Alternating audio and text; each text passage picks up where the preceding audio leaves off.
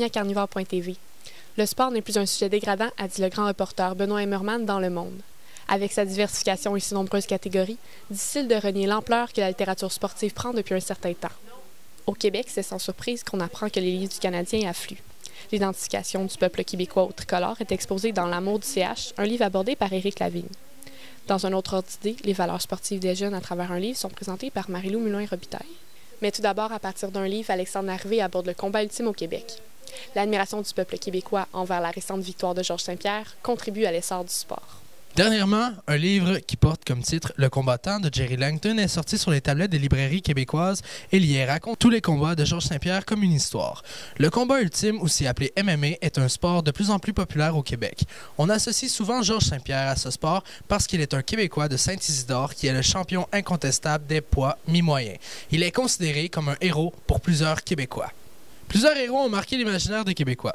Le livre avec Louis Aymon au cœur de la littérature sportive d'Aurélien Boivin raconte comment les sports sont représentés dans la littérature. Les récits sportifs créent des héros et les Québécois s'identifient à cette image.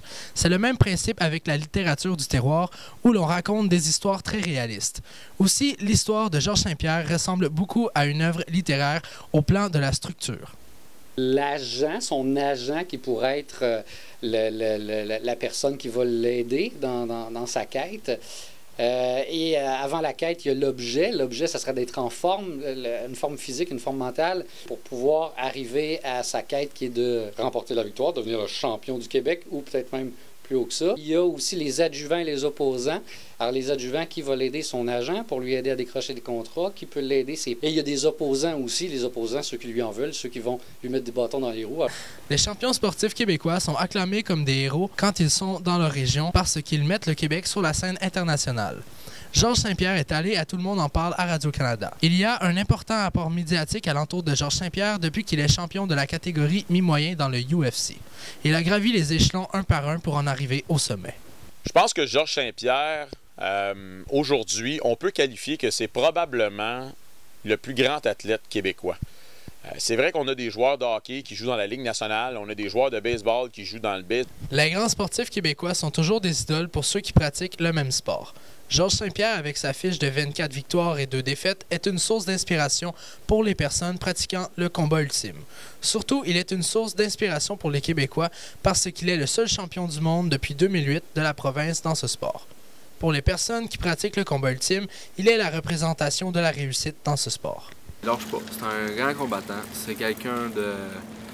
Un modèle pour les Québécois. Enfin, un autre modèle comme Maurice Richard. Pourquoi? Parce qu'il lâche pas. Quand il se bat pour gagner. Il se bat pas pour dire on essaye, on va essayer, on essaie de gagner.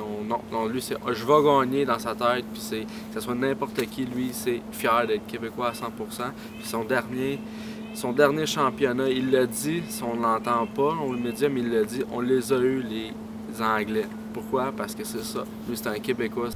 Georges Saint-Pierre, notre héros national, défendra son titre de champion du monde dans les mi-moyens, dans la UFC, contre Johnny Hendricks prochainement. En cas de défaite, nous verrons si Saint-Pierre restera à la coqueluche des Québécois ou s'il tombera dans l'oubli. Ici Alexandre Larrivée pour carnivore.tv à Terrebonne. Merci. En 2010, Daniel Poulain nous a présenté l'arrière de la caméra d'une émission culte avec Dans les coulisses de 110%. Cette année, c'est avec un discours à la fois informatif, critique et expressif qu'il nous offre l'ouvrage Pour l'amour du CH. Éric Lavigne s'est renseigné, il nous informe sur l'identification du peuple québécois au Canadien de Montréal qui est explicite dans l'œuvre littéraire. Depuis plus d'un siècle, le Québec vit au rythme du Canadien de Montréal. En retour, le tricolore a su faire vibrer ses partisans en gagnant plusieurs coupes Stanley, ce qui a amené Daniel Poulain à publier un livre intitulé « Pour l'amour du CH », livre dans lequel plusieurs journalistes et personnalités du hockey racontent comment le Canadien a su marquer leur vie. Cette histoire de fierté incrustée dans notre culture ne s'arrête pas simplement au peuple. Les joueurs aussi ont le Canadien tatoué sur le cœur. Lorsque les joueurs du Canadien endossent le chandail tricolore, ils ont une responsabilité envers les amateurs. Les partisans s'attendent à ce qu'un effort de la part des joueurs soit fourni à chaque présence sur la patinoire. Tout le monde aimait le Canadien. D'ailleurs, toutes les parties, c'était plein à craquer. Même le monde attendait dehors pour essayer d'avoir des billets pour rentrer. Mais le peuple était là avec l'organisation du Canadien. Fait que tu veux, Maurice Richard, dans le temps, c'était un gars qui était aimé du peuple, hein? tout le monde connaissait Maurice Richard. Même quand j'ai commencé à jouer avec le Canadien, j'ai dit, Maurice, je peux-tu avoir ton chandail? Il dit, pourquoi? J'ai dit, parce qu'il y a un 9 dedans. Mais il dit, prends 19, il y a un 9 dedans, puis laisse-moi tranquille. Malgré les grands exploits du bleu-blanc-rouge, la saison 2011-2012 s'est soldée par un échec cuisant de la part du grand club. Comme les écrits de Roch Carrier ont su inspirer le peuple québécois avec son histoire Le chandail de hockey, Daniel Poulain s'est mis à l'écriture du livre Pour l'amour du CH, dans le but de montrer aux plus jeunes ce qu'était le Canadien de Montréal dans ses années glorieuses. Tout Québécois francophone a une fièvre assez forte face aux Canadiens de Montréal. Mais ma distance par rapport aux Canadiens me permet d'avoir un œil un petit peu plus peut-être objectif. Et c'est un petit peu un manque de respect d'avoir imposé aux francophones québécois montréalais un entraîneur qui est unilingue anglophone. Lui, il était placé dans une situation perdante-perdante. C'est pas de sa faute. Les gens qui se sont élevés contre ça, c'était contre le manque de sensibilité de la direction du Canadien à l'époque, Pierre Gauthier et Bob Gainey, face aux partisans authentiques du Canadien. Bien sûr, ce n'est pas la première fois que le tricolore se retrouve dans une œuvre littéraire. Félix Leclerc avait alors écrit le poème Maurice Richard, l'idole de tout un peuple. Le Rocket a fait partie de cette édition de la Sainte-Fanelle où le peuple s'est clairement identifié en tant que Québécois. Cette identification est alors devenue peu à peu héréditaire. Et maintenant, les Québécois aiment le grand club pour son histoire passée et actuelle. Déjà, naturellement, l'être humain, c'est un animal social. Donc, c'est un animal qui a été déterminé par l'évolution à vivre en cohérence avec les autres membres de son groupe. Et même sa survie était en bonne partie garantie par sa capacité à se conformer à son groupe. Il y a des analystes qui vont tendre à montrer qu'il y a un lien un peu entre le sport professionnel et cette histoire-là de guerre de l'humanité. C'est-à-dire que c'est comme si on avait transféré dans le sport professionnel un peu ce qu'on faisait avec la guerre. Finalement, le tricolore fait bel et bien partie de l'histoire du Québec. Peut-être qu'avec la saison qu'ils connaissent actuellement, ils pourront inspirer les auteurs que nous avons au Québec. C'était Éric Lavigne pour Carnivore.tv à Montréal. Lorsqu'il s'agit de littérature sportive, l'inspiration vient souvent d'un sport ou d'un athlète. Dans le livre qu'elle a coécrit, Christiane Despatie forme son point de vue en tant que parent du plongeur professionnel Alexandre Despatie. La journaliste Marie-Lou Moulin-Robitaille nous expose les secrets de la relation parent-enfant. La performance à quel prix est un livre écrit par Séverine Tamborero et Christiane Despatie, paru en septembre 2012 chez les Éditions de l'Homme. Ce livre transmet des valeurs et des symboles pour guider les parents quant à l'attitude à adopter face à leurs jeunes sportifs. Il est considéré comme un coffre à outils dans lequel des conseils sont donnés aux parents afin de marier le bon développement du jeune sportif et une vie familiale saine. Depuis déjà plusieurs années, des parents vont cogner à la porte de Mme Tamborero pour demander conseil. Comme entraîneur, elle remarque que le désarroi, le manque d'écoute, l'anxiété et le stress familial font partie de la vie de ses parents de jeunes athlètes. De son côté, Mme Despatie est la mère du plongeur Alexandre Despatie. Son expérience de conférencière auprès des parents accompagnant leurs enfants aux Jeux olympiques lui a permis d'apporter la matière manquante au travail déjà entamé de l'entraîneur. Ensemble, elles ont fait une certaine introspection en observant leur propre comportement, leur réaction face à la performance de jeunes athlètes pour trouver les raisons nécessaires à l'écriture de ce livre. C'est en fait le symbole même de ce dernier. Alors, des fois, c'est des choix de mots. Des fois, c'est de la façon qu'ils parlent. Des parents qui encouragent, font « Ah, let's go, là! » Fait que juste la façon de dire ça, bien, l'enfant le sait. 8 enfants sur 10 ont peur de leurs parents par leur réaction. Quand ils jouent un match, d'aller les voir après quand ils perdent, quand ils gagnent.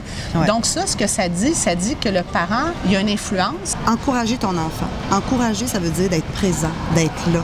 Nombreux sont les sportifs qui ont commencé leur carrière de compétition très jeune. Pensons notamment au célèbre Wayne Gretzky, qui a commencé à patiner avant l'âge de 3 ans.